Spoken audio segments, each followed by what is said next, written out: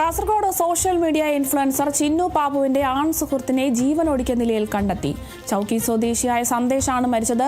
ചിന്നു പാപ്പുവിന്റെ മരണത്തിൽ നേരത്തെ ആൺ സുഹൃത്തിനെ ചോദ്യം ചെയ്തിരുന്നു. എന്നാൽ ചിന്നുവിന്റെ മരണത്തിൽ സന്ദേശിന് ബന്ധമില്ലെന്ന് തെളിഞ്ഞതോടെ വിട്ടയക്കുകയായിരുന്നു. കഴിഞ്ഞ ദിവസമാണ് ചിന്നു പാപ്പു എന്ന രേഷ്മയെ വാടക ക്വാർട്ടേഴ്സിൽ ജീവനൊടുക്കിയ നിലയിൽ കണ്ടെത്തിയത്.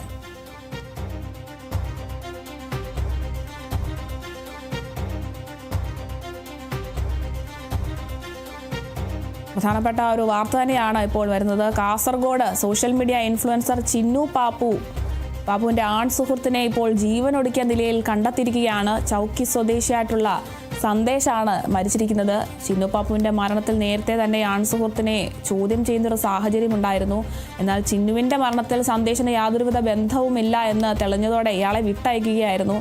കഴിഞ്ഞ ദിവസമാണ് ചിന്നു പാപ്പു എന്ന രേഷ്മ വാടക ക്വാർട്ടേഴ്സിൽ ഇത്തരത്തിൽ ജീവനൊടുക്കിയ നിലയിൽ കണ്ടെത്തിയത്. എന്തായാലും ഈ ഒരു സംഭവത്തിന് ശേഷം ഇയാളെ ആൺ സുഹൃത്തിനെ ചോദ്യം ചെയ്യുന്നൊരു സാഹചര്യം ഉണ്ടായിരുന്നു.